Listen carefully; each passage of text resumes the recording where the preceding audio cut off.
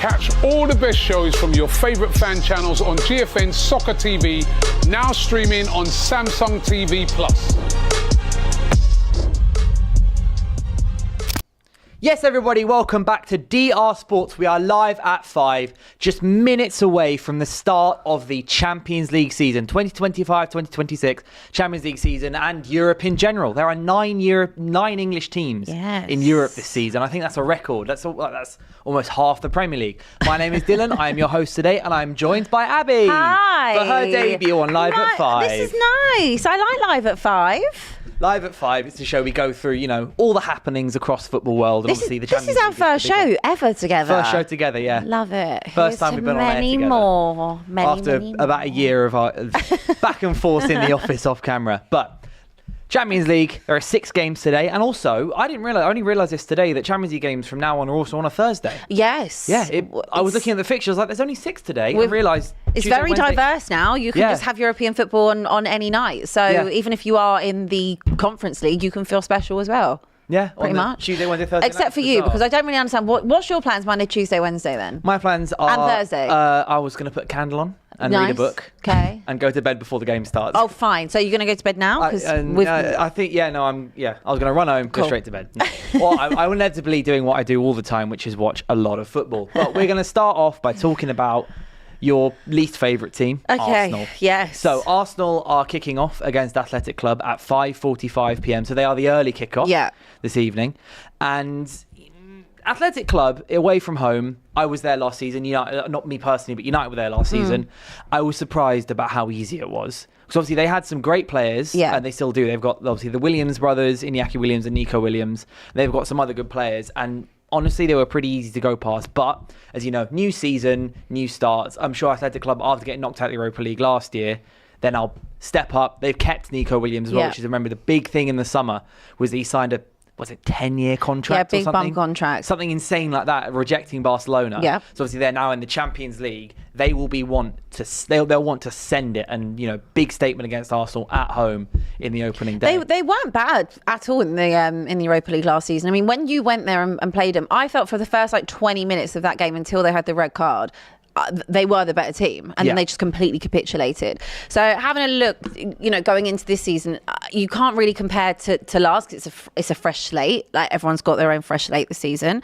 But I feel like taking off my bias hat, obviously, I mean, Arsenal did very, very well to even get to the point they did last year with the semis, and then they had their very own capitulation, which was absolutely glorious with the Tifo. So I fancy Arsenal for in terms of this season, the Champions League, to go quite far again, especially with the reinforcements. Interested to see how Madueke is, Eze as well. This is a big night. It's a big night to kick off this new season of the Champions League, I feel like. And I mean, Arsenal have to be up there as one of the favourites, for it, as much as I hate to say that. Well, I think you can't be going to the semi-finals, get past Real Madrid, improve your squad, and then not say that. It's the same like I've said, Liverpool in the Premier League. They won it and then spent 400 million, what it was, on improving their starting 11.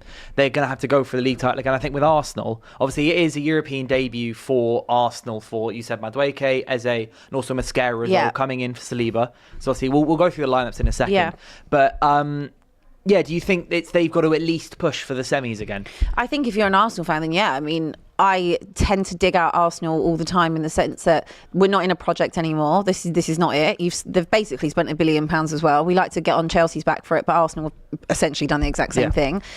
You've had a manager there. This is his sixth or seventh season in charge. 2019, so six years. Yeah. So we're not in a project anymore. He's had more than enough sufficient backing. Or in phase 7 or whatever. We're not in any type of phase. This is real deal. And I said it last season. For me, last year, it should have been their title to win. With everything else that was going on in terms of Liverpool had absolutely no right to really go and win the league last year with an Arne Slot transitional season. Yes, their team was still very good, but they hadn't spent any money. You look at what happened with City. You look at what Chelsea, nowhere near it. Look at United, nowhere near it. So it was, for me, last season was Arsenal had to go and win something, and of course they ended up trophyless yet again, apart from that second place trophy. So I look at this season, and you've added more. You've got the strength in depth. You've got more defenders. You've got competent midfielders. You've got attacking options up front for when you've got injuries. So I think I'm not saying they have to go and win the Champions League. They have to win something, but I think that if you're looking anything below a semi again, like, that would be disappointing as an Arsenal fan. Yeah, I feel like you have to at least aim to at least do as well as you did the season before every time. And obviously, and their games against Real Madrid were fantastic, but Arteta's not playing around. Looking at the starting 11, go on, give it to me. It's pretty much the same team that played on the weekend. Okay. So you got David Raya in goal, and then a back four of Calafiori, Mosquera, Gabriel, and Timber.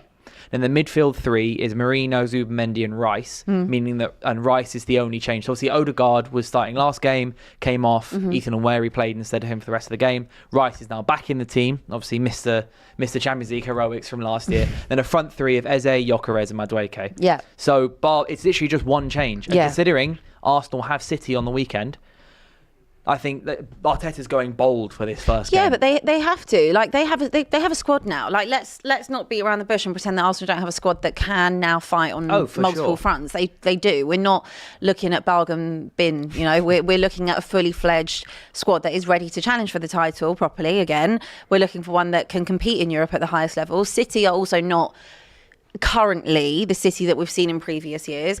That can take time, though. I remember sitting here a couple of seasons ago when Haaland first came in. They were pretty crap all the way up until Christmas, and they ended up going on and winning the league. So I will never ever write City off. Last season, I think, was just after doing, what was it, the quad they did? Like, just after that, I mean, it was almost a hangover, wasn't it? Yeah, I think so. And also, it was a bit of an aging squad as well. Like, I feel like this is a younger, refreshed squad under Pep, and that will take time to get them pepping. But Arsenal, they have the ability to go strong. I'm not going to pretend and, you know, change this narrative that they are like minnows now in this competition. They're not. They've got European pedigree. They should arguably have achieved more in Europe than they have, which is not very much over the years, with the teams they've had over the years.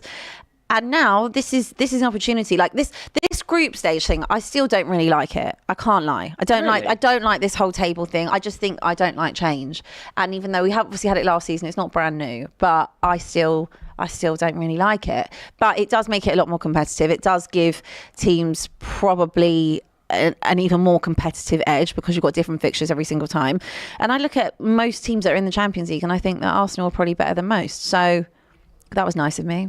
Yeah, that didn't even mean to come out. That was Oh dear. I'm a bit taken aback by that. Yeah, sorry, that was way too kind. You were talking about obviously their depth and everything. They don't have Odegaard, Ben White, Kai Havertz, Jesus or Saka. Okay. And Saliba has trained, but again he's not playing. Cool, but again it's as you said, it's a fit and it's a good squad. It's a fit and healthy squad. I mean, let's be honest with you. There's so many times that Martin Odegaard has not turned up in big games, right? Yeah. Like, he's a great player, but he has gone missing. No Odegaard, that's why we called him that for a reason, okay? So, yeah, fine, you're missing him, you're missing Saka, and you're missing Saliba. Havertz, they spent large parts of last season without Havertz, same as Gabriel Jesus. So, I look at that, you've got good reinforcement, you've got good replacements. So, I don't even see it as obviously it's a slightly weakened squad without having someone like a Saka or Saliba, but, you know, they are absolutely singing their hearts out for Mosquera after 2-3 games.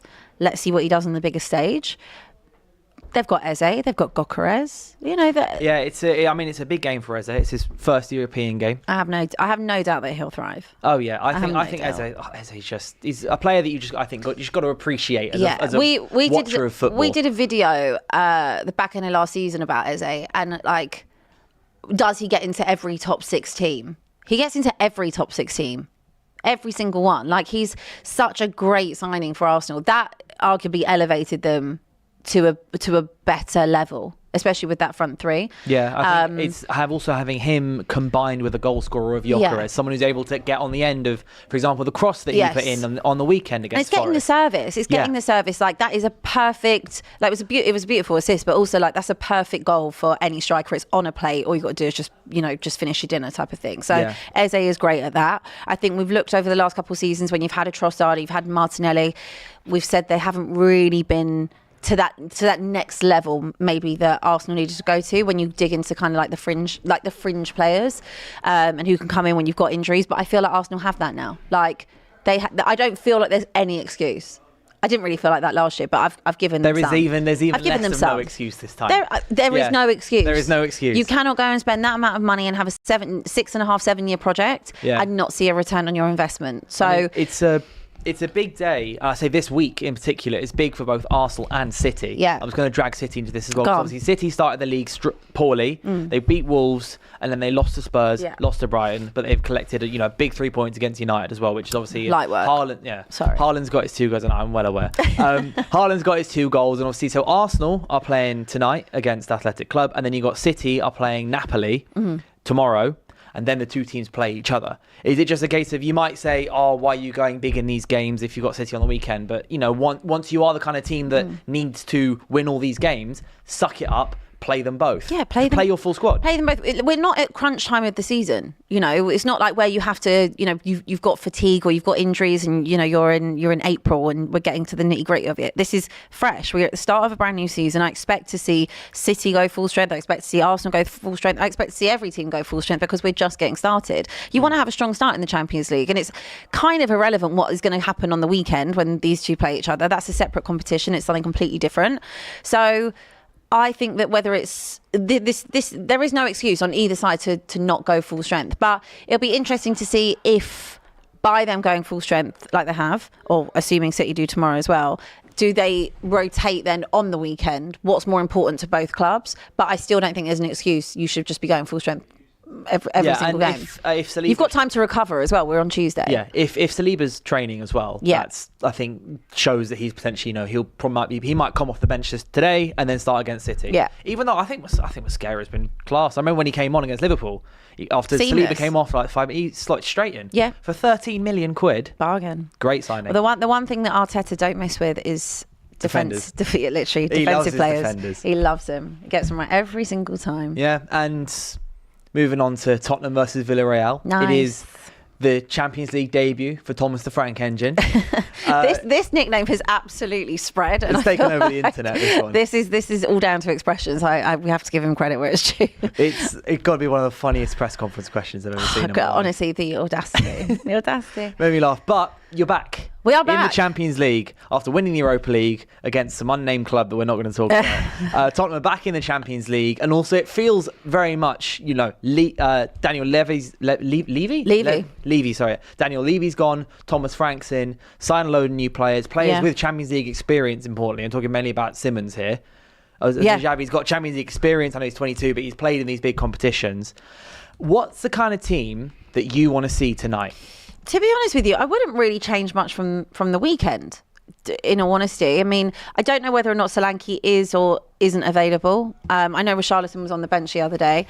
Again, it's a debut for Thomas Frank, isn't it? So he's very good tactically, which is something that after the last 2 years... Solanke's not available. He's not available, but Richarlison is. Yeah, seems like it. Last season, obviously, in the Europa League, and towards the end, favoured having a Solanke and a Richarlison partnership, which absolutely worked. A treat. They had good chemistry together. They did what they needed to do. Big, strong, tall, brilliant defenders. Love that, the work rate. There is a shout that actually he might actually opt for Richarlison tonight. He might do. I think it makes sense as well. I think it makes sense. It does. His work rate for the team is exceptional. Like, I can never ever doubt him for that. He was also on a pretty good vein of form before international break as well. So I wouldn't be surprised to see him come back into the team. I think obviously the back line picks itself in Jed Spence, Porro, Romero and Van de Ven. Thank you. Which is interesting because Destiny Udogie, who is a really good player, had been out for such a long time with injury, not a first name on the team sheet anymore either. And that is also a credit to how good Jed Spence has been. Jed Spence's kind of trajectory back up again. Absolutely. It's been fantastic. It's been the best thing because I remember sitting there with Conte and he just absolutely did not fancy Jed one bit. And it was always like, free Jed Spence, like, free him. And we forget that all the time he's actually playing out of position the entire time. So he's actually arguably better on the left than he was on the right. So I think that picks itself. I don't think that you drop Jed at all. I've been really impressed with the midfield this season. We've had Polina, he's come in and he's literally been what we've been crying out for. He's everything I wanted, arguably maybe like Bissouma to be, but that's just not going to be Bissouma. Concentration wise, work rate really, really good, cleans up in front of the back line. You have a look at Bergvall. His performance against West Ham was near on perfect. Tell you, I've been really good player. With, though, is We're going to say Sarr. Yeah, Sarr. I have been a long-standing member of the Pat Matasar fan club since very early on when people weren't singing his praises. So I will still fly that flag. I love that he's now contributing to goals. He's now being able to play a little bit further forward, having that box-to-box role. He's got legs for days, energy for days. So I wouldn't change any of that, to be honest with you. Obviously, Xavi Simons, his contributions at the weekend were brilliant. He's got good delivery on him. Great delivery. Now, from someone, and any Spurs fan who is watching this will know that we've always struggled with corners. Corners are they don't come easy to us. We love to hit the first man. Seeing just the deliveries has been a joy, an absolute joy to watch. Also, 2 goals from set pieces at the weekend, set plays. Like, that's lovely. That's something, again, that Spurs don't typically usually do. I remember Ange didn't really think there was a need for a set piece coach or anything like that. So I'm absolutely here for it. So I wouldn't really change too much. It's weird to me. I said it on our show yesterday that I feel quite happy and I feel quite content at the moment with Spurs, which is not something that I usually can say. So I'm just enjoying it. Nice to be back in the Champions League. I look forward to going straight from here to the game and hearing the music again. But that wasn't even my sole reason for wanting to win the Europa League. I didn't actually really care. It's just like a cherry on top. I just wanted the trophy. Yeah, as a Spurs fan, I can understand that. Yeah, I think very much. You just needed to win something. You wanted the Champions League and the money. Yeah, I just wanted. We the needed trophy. it. This is just an added extra. But you are in European competition. You are back in the Champions League, and as in theory, European champions, so to speak. Not even in theory. Can we say it with some respect? Not Champions League champions, but Europa League champions. We are champions of Europe. Champions of a Don't have to say what champion. Don't have to say what trophy, but we are current champions of Europe. Okay, but regardless, can't wait to see the Tifo. What are your aspirations for the Champions League? Where do you want to see Tottenham going? How far in this competition? How seriously does Frank take this? Because ultimately you want your league form to be consistent after watching the explosion that happened after Ange, like not in a good way. There was so much chaos going on. There's nothing else that Tottenham can do to hurt me after losing 22 times in a season. So like my expectations when the bar is like on the he's lower than the floor, like the only way is up. I don't necessarily have I want to get out. I'd like to qualify. I'd like to. It's hard not to. It's the top 24 teams. I'd like to qualify. Yeah. So that's my thing. I would like to qualify. I'd like to see this out. Into whenever. When does the group stage even end? Like January. Jan. Yeah. So I'd like to see us February, March time. I think mine would be maybe quarters, but I would still rather just focus on the league. Not that I think we're going to win the Premier League by any stretch, but I can't take another 17th place finish and 22 losses. So the only chance I would take that is if we literally got to the final again. That would be my only caveat. But I want to see consistency. Even if we finished in the league, my ideal season, right, would be finish somewhere between 4th and 8th and have another trophy. Now, I don't care what trophy that is, whether that's a Carabao Cup, an FA Cup. I just want another trophy. You've got that feeling now. I've got the taste for it. You got the taste. But that would be a good season for me under Thomas Frank, because realistically, we're not going to win the Premier League. I don't believe. I mean, why would I? I don't believe we'd win the Champions League. So I'm like, okay, let's have a good run. Let's go for vibes. Let's try and get to the quarters, see where we go. We've got a much better squad than we did last season. Good signings, good summer sign. We didn't even mention Kudus. Brilliant signing as well. So when everyone's back and fit, we're also missing Kulusevski, we're also missing Maddison, and obviously Solanke. So we've got nice options. But I don't know if it's the pessimist in me, but I want another trophy. I'd love an FA Cup, and if someone offered me you can finish 8th in an FA Cup and you get to the quarters, I'd say that's a good season. Especially for Thomas Frank, a good first season for Thomas Frank. Yeah. Big 6 club managing. It's a big step fantastic up. At Brentford. Yeah. He stepped up every time with Brentford.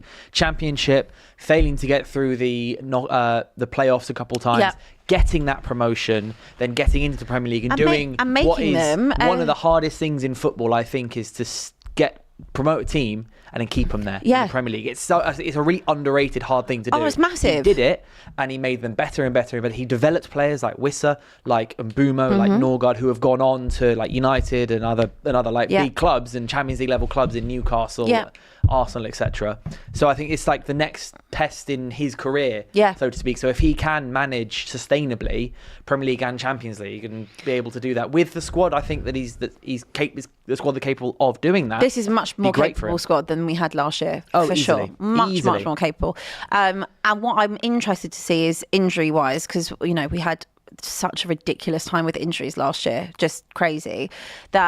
Were the injuries over the last 2 seasons caused by the way that Ange played, or was it just are my players just made of glass? Like, you know. So I'm interested to see with his kind of like more pragmatic approach, Thomas Frank, he can be more reserved, which I like.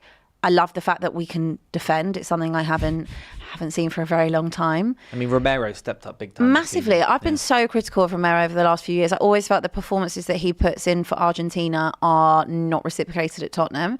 Now he's obviously captain. He's got responsibility. He's won something at Tottenham as well. Like, this is your time. I was really shocked that he didn't leave in the summer. Was very, very, very shocked that I didn't see him go to Atletico, because there was a lot of flirting going on for a long, long time. But he's here now, and so far, I can't really knock him. Like, he's had a very, very good start to the season. And it just shows you as well, when you've got your first choice centre-back partnership, who I'm pretty sure had only played 17 times together over the last 2 seasons, it just makes a whole load of difference. Oh, so much whole load of difference. Whenever for United, whenever we had Varane and Lisandro Martinez actually playing together, like Ten Hag's first season and up until they got injured in the second half of the season, made all the difference. They had that, and then they had a good defensive midfielder. And when Casemiro was playing well, 2 centre backs and a good DM in front of you, that triangle makes doubles how good a team can play. It just helps so much. It was something we have just been crying out for. I mean, when we had it under Poch, when we had Vertonghen and what's his name?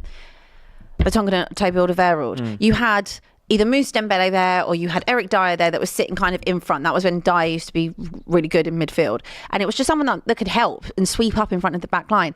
Under this kind of Ange tenure, we have not had that. And now you see Polinia coming into the side. You can already see there's just someone there that is able to do that, you know, the dirty work, the defensive duties that... Just, it's not a sexy player sometimes, but actually if you like defending like I do, it's actually really sexy. Love it. Here for it. More of it. Does exactly what you want him to do. Would you want to keep him on, because he's on loan, isn't he? Oh, they tell you never to fall in love with a loan player, but I'm in love. I'm in love. 4 games. I'm in love. I was in love after 2. And a really good friend of mine, he's a big Fulham fan, and he knows my favourite ever player for Spurs is Moussa Dembele, and he was like, you're going to be as in love with Polinia as you were with Moussa. And I was like, oh yeah, but I haven't even seen him yet. And then literally I think I texted him after like 45 minutes, and I was like, I love him. I don't want to ever see him leave. I've been surprised at how good he's been, because he was great at Fulham, and then Bayern just didn't work out. And when United were linked to him, I was a little 50-50. I bet you wish you had him now. But defensive midfielder, considering what I've been watching, I'm like, just he cleans things up, gets the ball ticking, and it just works much more for them. But speaking of midfielders, Manor Solomon. Yes. Coming back to Spurs now. Yeah. Almost immediately. I must have missed when he even left. I genuinely don't even know. I must have missed when he even joined Spurs, to be honest with you, because I think he was injured for such a long time. But yeah, I don't really have much to say about him. I felt like when he was at Fulham, I'm sure he was at Fulham. When he was at Fulham, I'm pretty sure he popped up with quite a few good goals for them. And then when we signed him, I was kind of like, okay, like as a squad player, like not bad shout, like, you know, chip in. Then he was injured for literally the entire duration. Then I think he went to Leeds. Yeah, he went on to Leeds. And I absolutely just missed him leaving again. Is he on, like, is he been sold? Is he on loan? What's he doing? He's on loan at Villarreal. Oh, he's on loan. Okay. Yeah, so you've loaned him out, and then he's immediately playing against you. But nice. One player you didn't, obviously, you mentioned before, is Yves Bissouma. Yeah. Does he have a future, do you think? No. Because obviously he was very, very well hyped when he was at Brighton. He was like, this is like another like emerging Brighton Premier League talent. Another one of their defensive midfielders that they just seem to churn out left, right and centre. Ceiling was so high. And you think about, okay, cool, he's stepped up to a team that does a lot of, especially when Andrew's there, like, you know, crazy football and all this, so you need someone to stand there, basically just stand there like this in the middle of the defence. Yeah. And it just hasn't worked out. No, not in the slightest. I think the biggest problem also with Bissouma is that we like to think that he was more of a 6, but he's actually probably more of an 8. Either way, I can honestly, I was really excited when we signed Basuma. I thought, wow, what a bargain, 25 mil, been absolutely brilliant for Brighton, like will slot right in. There have been a lot of managerial changes since he'd been there. But it's not that. I think it's the attitude, and I think it's the application, which is the problem. So I saw him have probably 6 or 7 really good games. Not last season, the season before. He then got sent off against Luton, and then he just never came back the same player. Like he's frustrating because he's got so much. I think he's got so much talent. I think he's a really good player. You don't just become a bad player overnight. But I think you just don't. The application isn't there. You just don't want it enough. And I will give him credit that after towards the back end of last season, he was very, very good for Ange in that run-in for the Europa League. He was very good. He stepped up. And I remember there was an interview. Ange said to him, "You've got a big opportunity here. You can come in, you can make a difference." And I was so happy for him. When I saw kind of his interviews after the game for the Europa League, he was saying how much it was, it meant so much to him. It was a dream for him. I'm so happy for that. But you've got a new manager now. You've got to firstly turn up on time. And like, why you have to be fighting everything with everything you have. You're playing Champions League football. You've got a new manager. Why are you not applying yourself to that level? Because now the squad has improved. You are kind of surplus to requirements now. So you kind of got back in favour a little bit towards the end of last season with the performances, with the fans. Obviously, Ange is gone. And then it's a new era and you've kind of just started off on such a sour foot. I feel like Thomas Frank has kind of set his stall out when it comes to Basuma. That he's not really included in any of the squads. He's made it very clear, like he was late multiple times.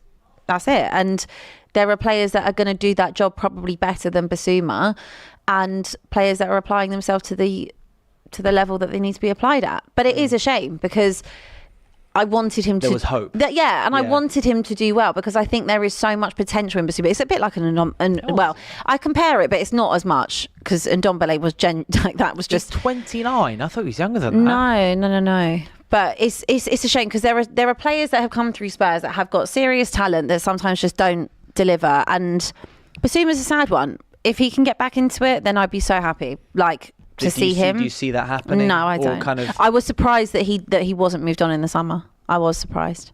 But again, injuries can happen, and then sometimes it leaves you no choice but to be called upon. Yeah. So we'll see. Yeah. Look at Jed. Look at the redemption arc. Yeah, that is. Not that Jed really did anything wrong, but I think Frank is also a manager that would let a player do that as well. Allow them time, allow them the chance to, especially now that he didn't leave in the summer, but didn't leave in the summer. Frank, I feel like he's the kind of guy who will let someone have their second chance and redemption. I think so, but I think he's also kind of leading with a bit of an iron fist. Like he's made it clear that you're nowhere near it at the moment. Fair enough. But again, who knows? Like we said, injuries. Paulinia could get an injury and suddenly God forbid, not to my new favourite player. I mean, it's true. Made of wood. It's true. No, it's true. There could be something that happens tonight, tomorrow, next week, whatever, and there could be an injury, and that's that. And then you've got to step up and be called upon. Do I think he's ever going to hit the heights that I want him to hit and that I expected him to hit when he was at Brighton? No. Yeah, but my expectation has now lowered. Because he's just not shown himself. He's just not shown himself. Yeah. But I will also be able to. I can also give him credit for the back end of last season where I thought he did improve a lot in that run-in. Right, chat. We've been speaking about Arsenal. We've been speaking about Spurs, the English teams. I want to see you guys get in your super chats, get in your predictions, comments. Who do you think is going to be first goal scorer for Arsenal? What's the score going to be? Same with Spurs. Are Spurs going to win their first Champions League game back in a while? Who's going to score for them? Is Xavi going to get his first goal for the club? Imagine. Is Kudus going to be scoring? Is Richarlison going to start up front? What's it going to look like? Let us know in the comments. But we're going to move on now to a bit of European football because obviously there are a billion English teams in the European competition this season, but it's not just England. There's loads of teams out there. And one of the other big games is Real Madrid versus Marseille. So Real Madrid versus Marseille. Marseille quietly have an actually semi-decent team. They've got players. They've got Mason Greenwood, who's been scoring for them. They've got Andro Gomez and a few others. De Zerbi, I believe, is still there, despite all the palaver that's happened around him recently. But it's Xabi Alonso's first Champions League game as Real Madrid manager. Obviously, he's taken a big step up from Bayer Leverkusen, admittedly doing absolute wonders with Bayer Leverkusen, up to Real Madrid. When they were playing European teams, in the Club World Cup, and when they were playing teams not from Spain in the Club World Cup, it was a bit, they ended up getting knocked out, obviously, by Al Hilal. Yes. It was, Al Hilal.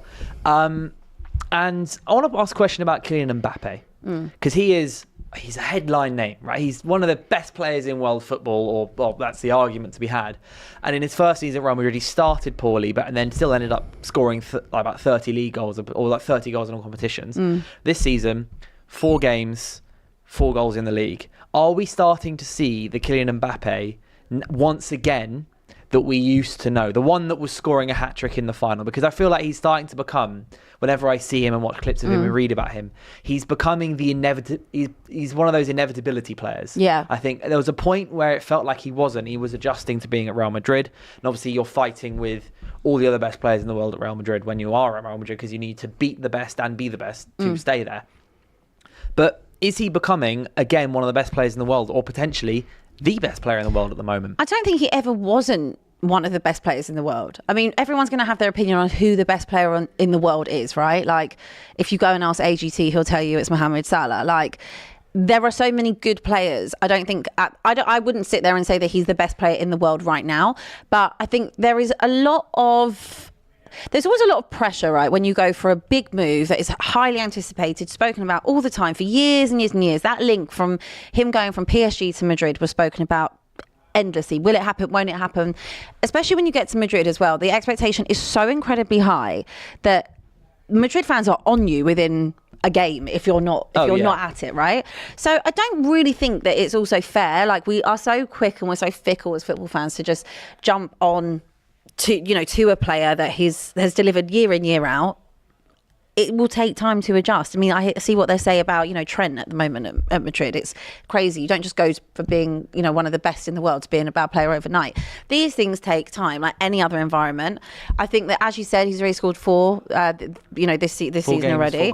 4 games, 4 goals. We're seeing a good return. I mean, at no point did I ever sit and think that, Mbappe had lost it, or I just don't. I think that sometimes you're a product of the environment. It may have been a bit of a narrative thing as well. You sign for Real Madrid and it's a free transfer, and then he gets like an 80 million quid signing bonus, something which is mental to think about. 80 million pound signing bonus. But again, Mbappe's one of those players where I watch him and I just enjoy knowing that something could happen at any given moment. Yeah. It's one of the like he's an edge of the seat type of player. Yeah, like kind of like when remember like prime Ronaldo, etc. When you think like even Ronaldo at United, you're going, this guy's having a bad game. Yeah. But there's he could still score a hat-trick in the last 10 minutes of the game. He could do it's just, I love those kind of players. It's what I like. I know, bringing this back to Man United. It's what I love about Cunha. Go on. And why I missed Cunha during the Manchester derby is that we could be 2-0 down, but if Cunha gets the ball, I'm like, okay, something could happen here still. It's just, I do realise I did get it wrong. Real Madrid got knocked out by PSG 4-0 in the Club World Cup. It was Man City that got knocked out by Al Hilal. But I'll be honest, I did not watch 1 minute of that Club World Cup. I watched half a game, I think. And Not one. I mean, I don't think we even need to pretend that any of us liked it, unless you were Chelsea. I didn't. I didn't care. Not one part of me cared about it. I would have cared if United were in it, but I would only cared about United. And even then I'd be like, this is meant to be my off season. I'm meant to be relaxing now. I've done a whole season covering this club. There was not one part of me that cared. Yeah. Not one. Waste of time. KT216 is asking, hey Abs, hey, when are you coming back to talk sport? Soon. Stay tuned for that. Obviously, follow Abby on all her socials if you don't already. I only have one social. Well, on Instagram, I assume then. Follow Abby on social. And yeah, Champions League. Can I just ask you a question? Yeah, okay. Obviously, because you don't have any. I'm not even saying this as a dig, right? But you haven't got anything. You don't actually have anything until essentially FA Cup, outside of just your 1 game a week. How do you feel about that? Well, having 1 game a week? Yeah, you're not even in the Carabao. It sucks. It really just does. It's fine enough having 1 game a week and then in the Carabao Cup, but specifically not even having Carabao Cup. So as a person who covers the club for a living as well as just being a fan, I have nothing to talk about. Because it's the same thing all the time of just, do you want to sack Amorim? What do you think about this? What do you think about that? It's tedious, isn't it? Yeah. Yeah. it just like there's like 5 days of dead air. Like I was on this when I was on this yesterday. It's like we're talking about United, and I was just like, it's like I don't know what to say, and I can't even like give out any sort of banter. I can't make it like an interesting point because it's not. You were even out funny. in August. Yeah, like before you were even in it. August. Who goes out of a competition in August? I know. That's wild. The Premier League. You're club. Manchester United. Yeah. Sorry, we'll go back to Champions League now. I just had to get that off my chest. Yeah, but gonna run a quick video for you guys. Check out some of the new content on the channel with some angry pundits and managers. What yellow cards in a derby? You got to smash into somebody, make things happen. Take someone out, like I did to Erling's dad. And I look at, Real Ferdinand, great defender. Did he win 2 golden boots at night? That will never be done again, can you? How's your relationship with Marinakis? Where did you get a journalism degree, mate? Did you go to AFTV University, mate? I mean, it's absolute. Me and Marinakis, we're really good friends. So we've had many games. Obviously, we've been talking about the big. I'd say like some of the big 3 games that are on tonight. But it's not just those big 3 games. There are other games as well. There is Juventus versus Borussia Dortmund. Oh. Which is this is the thing that so you know how you're saying earlier about you're not sure about this new league phase versus the group phase thing. One thing I do think the league phase has brought, at least in my opinion, is more interesting games more often. Yeah, I get that. I do, and so from we were speaking before about from an almost neutral perspective, watching the Champions League this summer, so this season, the same as last season when United were in the Champions League. Yeah, I'll go on the schedule. And there will be more games that I want to watch. That is true. And just sit down. And even if like it's, let's say the English teams are playing no one really of note that I would want to watch them play against. There'll be a European fixture. There'll be another European fixture, yeah. Yeah, look, I do get that. I think I've just grown up with it the way that it was. And I was just quite happy and quite content with the group stage. I know where I'm at. And it's all, the one other thing I don't like is that it's not wrapped up by Christmas. I don't like that. I don't think it's necessary for it to kind of drip feed into 2026. I feel like that part of the competition should be wrapped before we say Merry Christmas. Yeah, that's it used to be, and then there was a break, and then you'd then kind of restart it with the draw. Yeah, but now you've got. So I remember. So one of my friends is a Chelsea fan, and I was asking him about when they play Napoli. Yeah, and he's like January. I was like, what do you mean you're playing Napoli in January? I like the league phase, but not necessarily that it's now 8 games. I don't think that necessarily needs to happen. I'm just not used to it yet. And I know I probably should be used to it, but I'm just not, to be honest with you. Like, I'm just looking at a game. Oh, we've got Dortmund the 20th of January. So that's a nice birthday fixture. You can maybe do some scouting tonight. You'll be watching the Spurs game, I guess. But with the Juventus, there's one player in this team that I really like, and that's Yildiz. Yeah. I don't know how much you've watched of him, but this guy is a good player. So in terms of him, is this someone that you will be like, if Juventus, whoever the fixture is, it's like, that's who I'm looking into? Yeah. Because you just want to watch him. This guy's a quality player. Yeah. I really enjoy him. And also Juventus as well. They've got Jonathan David up front, who I've heard so much about over the last 5 years. He was very, very closely linked to a lot of British teams, a lot of English teams. Yeah. And we were linked to him. I think he's been linked to Arsenal a load of times as well. He probably was linked to Spurs at one point in terms of needing a new striker. But Canadian. Yeah. And he's gone to Juventus for a big signing fee. And I'm debating now what game I should actually watch. Give me all the options. Spurs? Give me. Right. I would say probably don't. Also, how are Arsenal getting on? Shall I have a quick check? Well, the game's not kicked off yet. It kicks off in 7 minutes. Oh, I thought you said to me it was kicking off when I got here. No, it's kicking off. So we get through the line at quarter 2. So it's kicking off in a few minutes. They're actually getting on fine at the moment. It's PSV versus Union Saint-Gilloise. Just call them USG. Okay, PSV versus USG. Love that. Which seems like I'm going to end up saying PSG at some point. And then Athletic Club versus Arsenal as the 2 games at 5:45. Then Juventus Dortmund at 8 p.m. Nice. As well alongside Benfica versus Qarabag, Spurs Villarreal, and Real Madrid Marseille. Oh. Do you want to do split screen?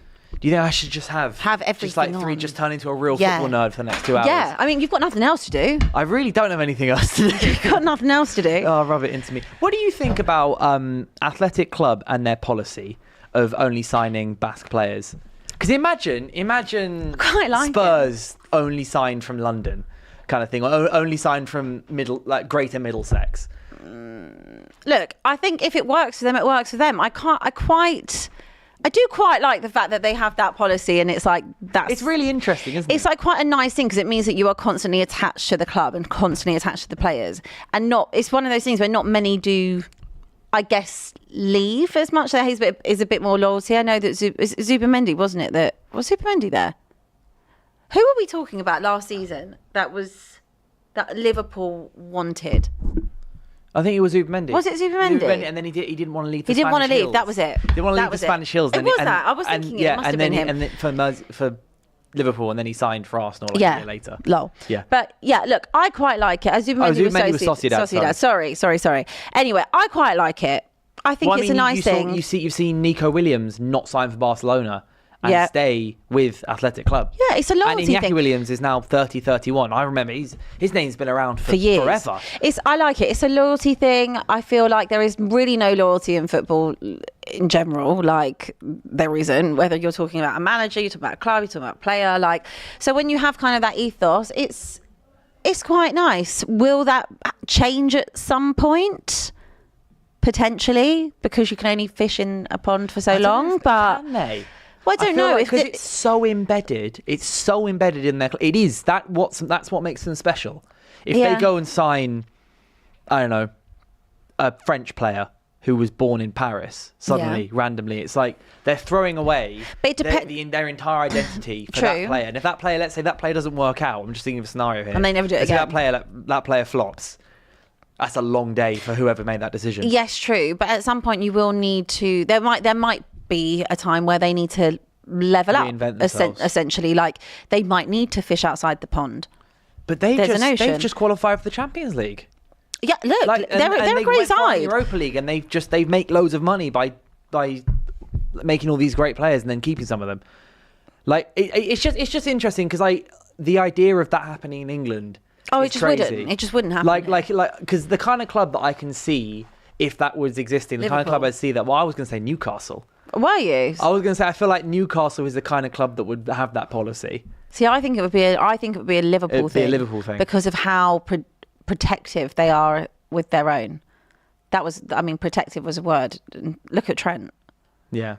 I hear it. I don't know. I feel like Newcastle is the kind of club. They give me that vibe of a club of in another world. They'd have we only recruit players from northeast England or something like that. Another world, another life. Clara Bitsy says, "Come on, Bilbao. #HateWatch loading." I love that you're doing a hate watch. Why are you doing a hate watch for it though, Clara? She's a Chelsea fan. Yeah, it's just dedication, isn't it? Yeah, but I would think that you would be hate watching Spurs. Yeah, but Chelsea or Arsenal. Chelsea don't have rivals.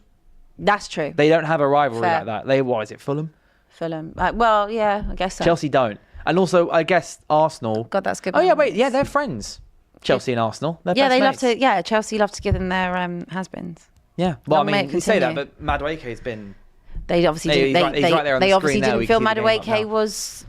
They thought he was supposed to require. I think he's been fantastic. Yeah, but this argument, we spoke about it on the show yesterday. This argument about. It's not even an argument. This conversation that, is he better than Saka? Does he keep Saka out of the team? This is just lunacy. He doesn't, but... No, there's not even a but. Yeah. No, but I'm saying, but I still think that he's the kind of player who I reckon Saka might play a few fewer games this season than planned. Because, for example, let's say you're playing in the 6th game of the Champions League. Yeah. And you need 2 points in your last 6 games, but then you're playing Liverpool at home or something the game after. Arteta might look at it now and go, you know what, we can afford to rest Saka's hamstrings now. But that's because they've got more quality now. They've got more depth. But this conversation that is he better is just, or not even better, but does Saka walk straight back into the team? Yes, of course he walks straight back into the team. Like, the disrespect around Bukayo Saka is crazy. Like, I'm sorry, but Madueke, they're not. It's not even a conversation. One cannot chat to the other about it. Madueke is a good player. He actually was at Spurs.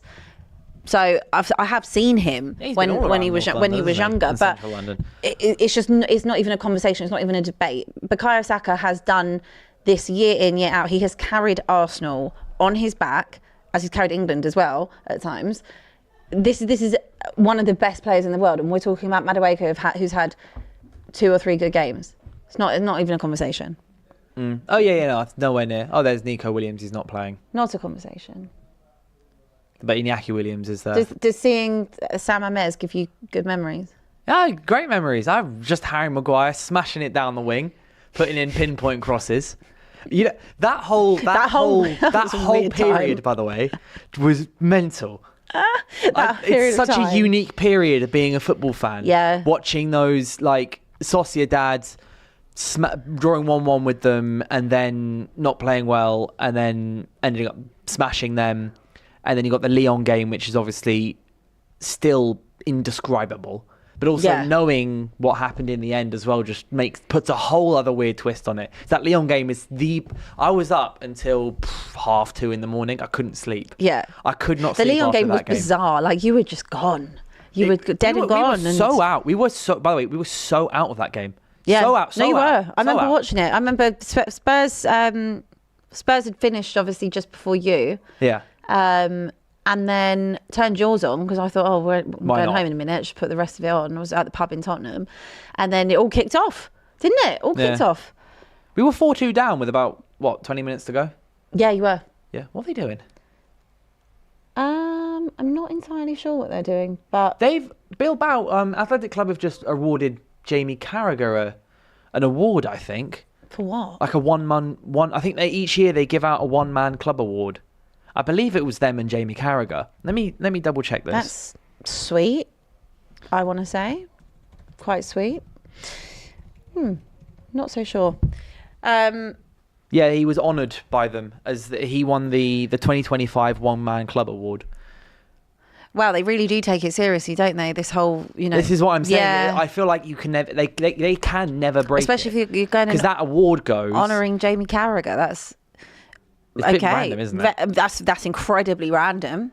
I mean, yeah. Yeah. That is very random. I feel like they should really just reward every fan base then, because we all have one club. So should we all be? All got, all the fans are mostly one club, literally. Like, you're not going to support any other team, are you? I mean, you might, to be fair. I mean, I'm United till I die. Trench times. Clara Bitsy says, hate watch, why not? Everyone loves it when Arsenal holds an L, and also it may be to humble the worst fan base in the country. Yeah.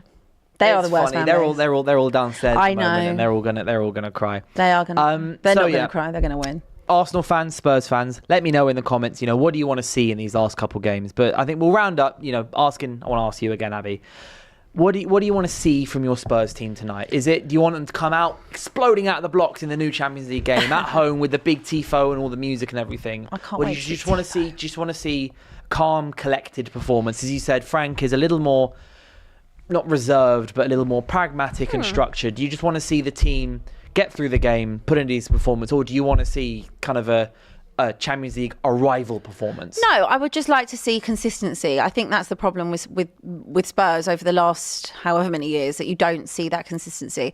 Even the game against West Ham, we didn't come flying out the blocks. It was much better as the game went on. Second half was better than the first, even before the red card. But I just want to see a good, solid performance, defensively sound.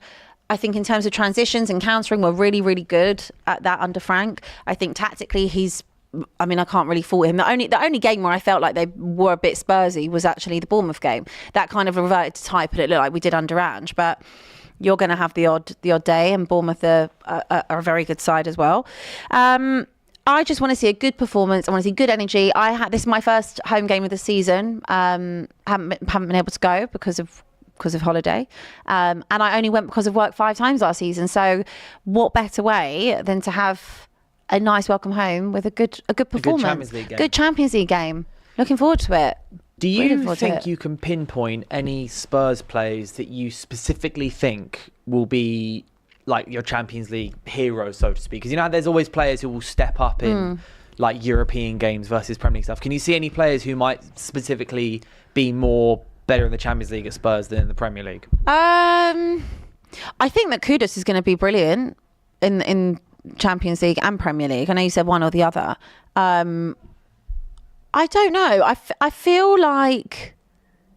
Because the way I'm thinking about this is for example, last season, Casemiro for us in the Europa League was just flawless, and in the Premier League he would suddenly fall to pieces. Yeah, we didn't really have that though last season, to be honest with you. So it's quite hard to compare like apples and pears at the moment. I don't think there's one specific player. I think that Kudus will be really good for us. Obviously, everyone will be looking at what Xavi Simons does because he's kind of like that standout star boy. I'd like to see. I know he's not playing, but when he's fit, I would like to see more from Solanke. I would. I don't really like to go off of price tags, which is hypocritical of me because I was getting onto Alex yesterday about Florian Wirtz. But that is a big old price tag. When you look at the striker market and you look at someone like Richarlison and Solanke, who both cost 65 million, you do want to see a bit more on the return. With Richarlison, he is incredibly injury prone. Solanke also is fairly injury prone as well, you know. So when you are fit, I just want to see more. I think the beneficial side to not judge it on last season is that there is a hell of a lot more service that is going to be provided than the Spurs side. We have a lot more creative outlets, a lot more attacking threat.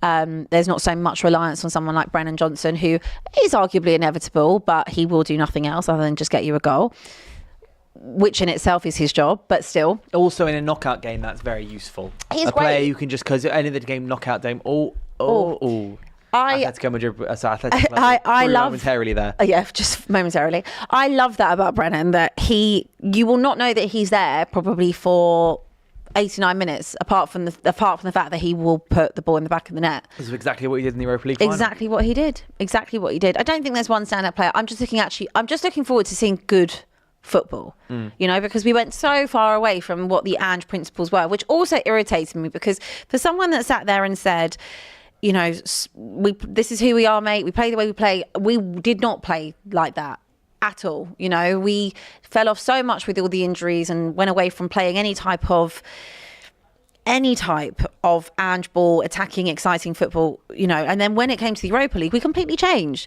He could defend, you know, he did make it tight, he did go 5 at the back at some points against who did we have before Bodo? Can't even remember who we had before Bodo, but whoever it was, we had like 8 at the back at one point. So we can do it, you know, and that was what was frustrating, because I don't think we needed to finish 17th. We didn't need to finish as low as we ended up doing, but that's fine, that's done now, we move. And I'm just looking forward to see if Thomas Frank can step up another level, because I think he's a good manager, and he wasn't my first pick. Fuad was always on the Frank engine train, pardon the pun, but I kind of wanted more of like an Iraola style manager. But so far I really like Thomas Frank. I can't really fault the guy. Yeah, I got to admit, looking at how Spurs are now, it's a decision I wish we had made in the summer. Well, yeah. Yeah, because But you couldn't have, because you'd already committed to this project. Because we commit to Amram, I know, but like in hindsight, I look at it, I think, we should have just done that. Because Thomas Frank, I said this to you just before we went live, about 5-6 years ago, I wasn't a fan of him, because I remember watching him in the Champions. So I've got a good friend of mine is a Swansea fan. Yeah. So when they played Swansea in the playoff semi-final, if you like, this is 2020 or 2021? Yeah, 2020. Yeah. And they lost. I remember watching him in the post-match interviews, and I thought, I've never seen a more salty manager in my entire life. Like he did. I remember him blaming everything. He's like, the linesman this is this, the referee this, and at the end of the day, you lost. Get over it. Yeah. But I feel he has developed so well as a Premier League manager, as I think we've been saying before, is just he's taken every challenge on the chin, and he's got better and he's got better and he's got better. And he's shown United fans, I think he's really shown United up recently and kind of gone, you don't need a year to implement something. But Arne Slot you just did need that. Arne Slot shown you don't need a year to implement something. You can get back-to-back Premier League wins in more than a year. And like I just look at it and I go, maybe not specifically Thomas Frank, but I look at it and go, surely there's someone, like there's other things out there for us. Like surely this isn't actually but I don't as know, good as it gets. From a United standpoint, I do not know what you do next, because you have. I don't know. You've committed to this project again with Amorim. Okay, like I've said many a time, you fell for the drip. Cool, we've all been there, but you have committed to it. It's arguably still too early to kind. If they could, what's going on there? I don't know. So Rice is a yellow card. I keep seeing comments, by the way, calling me Declan Couscous. Do you know what? That's actually not a bad shout. Yeah, it really makes me laugh. That's not a bad shout at all. It just depends on which way I do my hair. And then I either get Mason Mount or Declan Couscous. Yeah, you could be the love child of them both. Considering they're best mates, I don't. You never know. Yeah. Anyway, what I was going to say was, you committed to the project. I honestly don't know what you what you do next, because you've committed to that. Arguably, your club is in such turmoil, such a mess. It is his fault as well. It is you should never be as bad as this. Flex was saying yesterday that he doesn't even think Gareth Southgate would be as bad as this. No, I don't think so either. But I don't actually know what you do, because this project is going to take time. You knew he was the type of manager that said, this is how we play. I'm not changing my morals. This is it. You either stick with it or leave. This, by the way, so just Athletic Club of a free kick right on the edge of Arsenal's area. That's prime time. But then you've got Arsenal with an average 6'3" wall, and someone who's laying behind there. Zoom Mendy. His goals, by the way, were class the other day. Did take a deflection though. Oh, the tiniest little nick. It was going that way anyway. Took a deflection. Right. Ooh, stepping up. Oh. Huh? Straight in the wall. Straight in the wall. Straight in the wall. Straight in it. Lot of hype for absolutely nothing. Nothing. Yeah, I don't know what you do, but I would be shocked. I would be shocked. So I think if you sacked Amarim at the minute, but I don't know how long you wait. Yeah, so we were talking about this on United View last night. We had the red carpet, as we normally do. There were 8 of us on the red carpet on United View last night, just all shouting and screaming. Night. It was a busy night. It was a very busy night. And the summary that we had, and what Flex said, was that he was like, what's crazy is that almost all United fans agree we disagree on everything all the time. United fan bases, there's always polar opposites everywhere, but I think one thing that almost everyone agrees on is if that thing was to come through tomorrow morning going club statement Ruben Amorim, all United fans would just be like, yeah, fair. Yeah. Almost all of us. But not necessarily even a visceral reaction either way, oh, thank you, he's gone, or I'm so gutted he's gone. It's just like a cool. Can't argue it. It's kind of like the writing's already on the wall, but it's like you can't. I don't know what you do next. This is what I find crazy. Personally, I wouldn't mind going. I know I wouldn't mind going to and try and recreating temporarily recreating the vibes period we had under Solskjaer, for example. Not bringing Solskjaer back. We're talking about Manchester United. But I know this is Manchester United. I just want to see someone. Vibes. I want to see someone play 4 at the back so badly. Don't you just want to see Bruno in his actual position? Yes, I do. And stop fannying about with him. I'd love to see Bruno Fernandes as a defensive midfielder, close to goal. Yeah. This is the thing. This is what I find mad. Is that Amorim talks about, I want Bruno to progress the play. But I'm like, the way Bruno progresses the play, right, is passing it forwards. Yes. But if he passes it forwards, he, by definition, isn't on the other end of it. Yes. And he should be on the other end of it. So if you play Kobbie Mainoo in the middle, who dribbles forwards, who carries the ball forwards, that gives time for people to get on the edge of the area. So instead of Bruno passing, and Ahmad's got to come in to receive, meaning there's 4 Man City defenders, and then just Šeško and Mbeumo, and it's suddenly a 4v2. And I'm like, yeah, great, sick.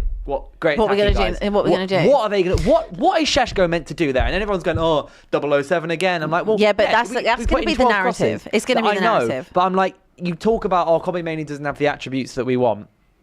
But he does have the attributes that Amorim needs, which is carry the ball forward, not pass it. Who is saying that Kobbie Mainoo doesn't have the attributes? Amorim is being like he needs to learn some more stuff. And I'm like, what do you mean? I would argue that Ruben Amorim needs to learn some more stuff. Yes, I think Ruben Amorim needs to learn what Kobbie Mainoo's actually good at. Yeah, and I would say you actually need to learn to stop with these twin tens. Yeah. Firstly, it's not even. I think I'd also stop playing Bruno, your best player, out of position, and then maybe you'll actually win a game. I understand the argument. I understand that there is an argument to be had saying that Bruno couldn't play deeper when our front 3 is available, but Cunha's not even available. He doesn't need to. Yeah. It's unnecessary. It can all be very simple. It could easily be simply fixed. You would not be half as bad if you changed formation. But I've had this conversation many times with Flex, saying, listen, you've got a manager who will. I've had it with Ange. Yeah. You've got a manager that will live and die on the principles, and he will eventually fall on the sword. Yeah, I mean, Jose Mourinho said he came out in the last couple of days and said that there's no point dying on your own ideas because then you've died. And that's the end. You've died. Literally. Yeah, and then it's over and you finish. Well done. You failed because you died. Would you have Jose back? No. No, I think he's too far gone. If I was to have any manager like that, I'd want to, in that sphere, it'd be Antonio Conte. I thought you were going to say just because it'd be so funny. Yeah, but it would be incredibly toxic, and you know it that. would. I know it would be. Short term, it'd be hilarious because we'd probably do very well for a season or two, and then it would all fall apart. And you go, we should go back to a project manager. But I mean, I can talk about United all day, every day of the week, and it's the same stuff all the time. But we can talk about it again tomorrow. We'll have our own little 10-minute United segment. yeah, just a 10-minute therapy session. 10-minute therapy for me. Oh yeah. Yeah, because I think I need it. I'll sit. I'll get pillow.